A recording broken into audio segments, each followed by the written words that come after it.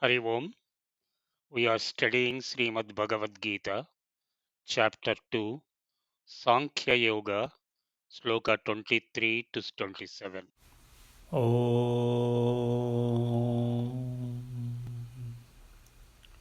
ॐ सहनाववतु सहनौ भुनक्तु सह वीर्यं करवावहै तेजस्विनावधीतमस्तु मा विद्विषावहै ॐ शान्ति शान्ति शान्तिः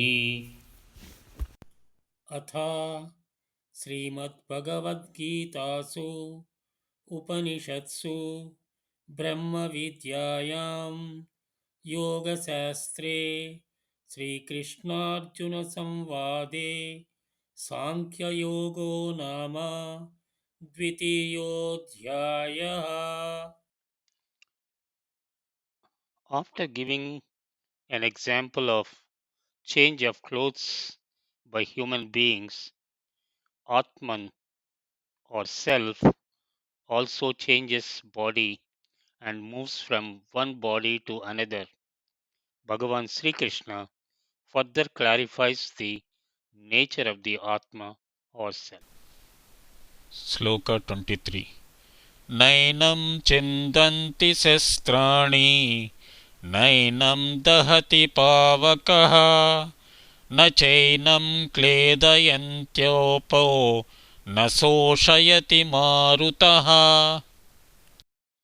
Summary Sloka 23. The Atman, the self, is not cut by weapons. Fire does not burn, water does not wet, the winds do not dry. Sloka 24.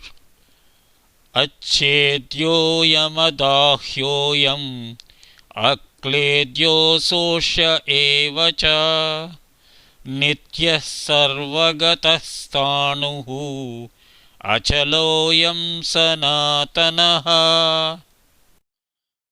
Summary Sloka 24. The self is unbreakable and insoluble, cannot be either burned or dried.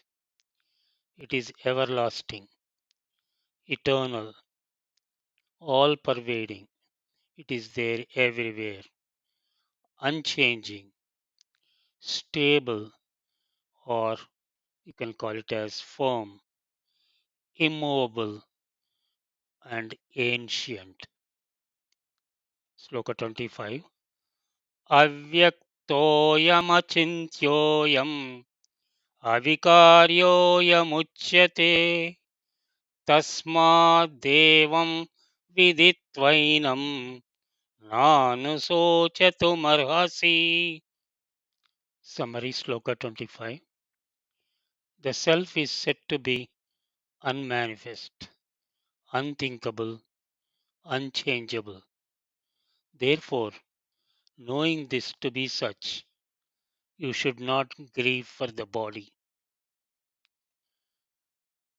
We have studied that the self or Atman is conditioned by the body, mind, and intellect, and it identifies with the mind and intellect. Death only occurs to the physical body, but the subtle body continues from the old to the new body. Body get damaged by the five elements which we have already studied previously. None of the five elements can have any effect on the self. Weapons made from earth elements cannot cut. Water cannot wet it.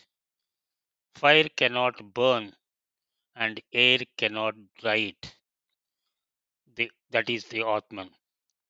We can compare Atman with the space. None of them have any effect on the space. Bhagavan Sri Krishna emphasizes that the Atman or self is the most subtlest of all and cannot be cleaved by any weapon. It cannot be burned by fire. It cannot be wetted by water or dried by winds, as we have seen earlier. It is indestructible. It cannot be annihilated by any known method of destruction. The truth of the self, that is all pervading everywhere, does not move, and ancient was revealed by Bhagavan. The nature of the Atma or self is explained by Bhagavan in many ways so that we can understand the subtlety of the Atman. It is eternal, not limited by time. Sarvagataha, all pervading, not limited by space. In this world, it pervades everything and it pervades the body. Sthanuhu, firm, achalaha, not moving. It is the same awareness or consciousness in everyone, and it is a witness consciousness. Self is cause of all causes. Bhagavan Sri Krishna summarizes the essence in Sloka 25, saying that you, the self, is not an object of senses. Avyaktaha. It is unthinkable, as it cannot be thought of our mind. The mind and intellect cannot make the self or Atman as an object of their comprehension. Unchangeable. The self is without any parts. There is no form, hence it is unchangeable.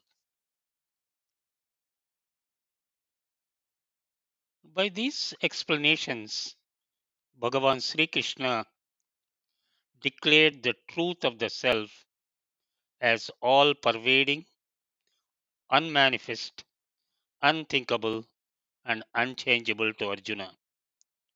He then advises Arjuna to end his grief as he hoped that the eternal nature of the self is understood clearly by him by now. Sloka 26. अथ चैनं नित्यजातं नित्यं वा मन्यसे मृतं तदापि त्वं महाबाहुः नैवं शोचितुमर्हसि. Summary Sloka 26. But even if you think of him, that is Atman, being constantly born and constantly dying, even then, O mighty armed, you should not grieve. Sloka 27. जातस्य हि ध्रुवो मृत्युः ध्रुवं जन्ममृतस्य च तस्मात् परिहार्येऽर्धे न त्वं शोचितुमर्हसि. Summary Sloka 27. Indeed, certain is death for the born, and certain is birth for the dead. Therefore, over the inevitable, you should not grieve. Bhagavan Sri Krishna in Sloka 26 says, O Arjuna, even if you don't understand the nature of the Supreme Self, body being the nature of the matter will die, for which you don't need to grieve. This cycle of birth and death is constant, but the Jivatma, that is identified with the mind, intellect, and personality, do not die. They move from one body to another body. Then why to grieve? Bhagavan further elaborates the inevitability of death for the born and the concept of reincarnation to Arjuna in Sloka 27. Based on the laws of karma and the true nature of the individual, personality is carried in the subtle body that transmigrates from one body to another, determines in which world an individual is going to be born again.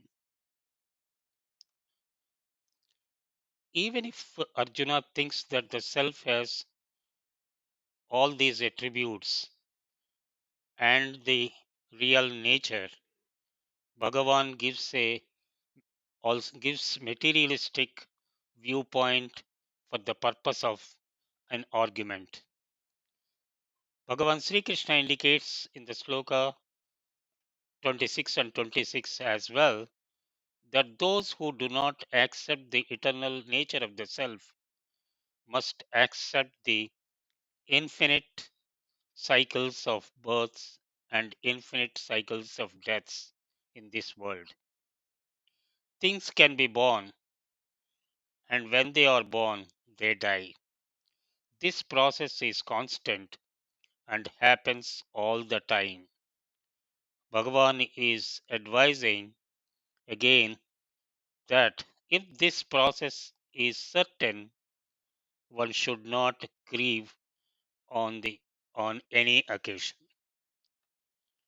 Swami Chinmayananda explains about the self to us in his commentary on Sloka 23 to 25. The explanation of the self on its eternal nature and immutability was compared with the mutable and changing world of objects. World of objects is constantly changing from new to old or from birth to death by its annihilation through fire, water, and wind, the Panchbhutas. Panchbhutas are progressively subtler from the earth, fire, water, wind to space, the space being the subtlest among the bhutas. Swami Chinmayananda, in his commentary on Sloka 26 and 27, states that if the cycle of death and birth is inevitable, no intelligent man should grieve. He quotes a beautiful doctrine of life by the Lord Krishna: to weep is folly, and to smile is wisdom. Swami Prabhupada, in his commentary, states that the self or Atman is invisible or unthinkable. The existence of self cannot be established by anyone beyond the proof of Vedic wisdom. We have to accept this truth because there is no other source of understanding the existence of the self. The Vedas says that the self is consciousness and conscious.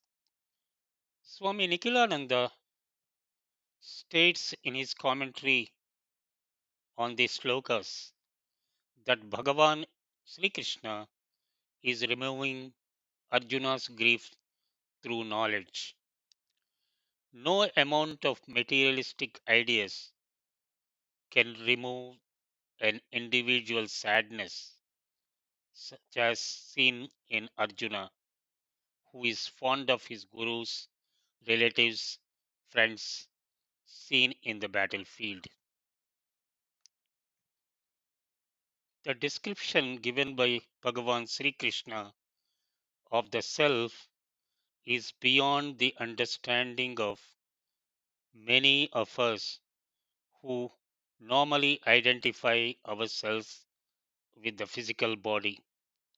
we still believe that we are this physical body. Many of us don't know we have the self in us and we are the self.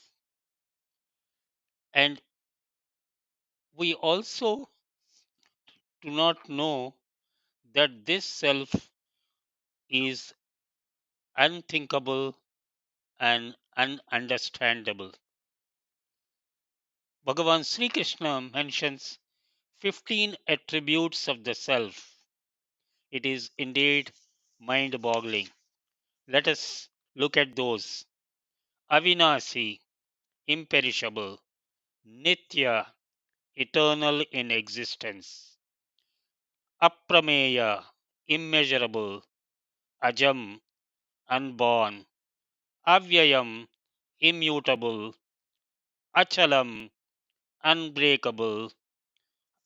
Achedyam, unbreakable. Adahya, unable to be burned. Aklehya, not to be dried. Sarvagataha, all pervading. Stanuhu, unchangeable. Achalaha, immovable. Sanatanaha, eternally and the same. Avyaktaha, invisible. Achintyaha, inconceivable. Many of us agree with the materialistic point of view of this our life, as mentioned in Sloka 26. We only believe if we see, hear, or touch.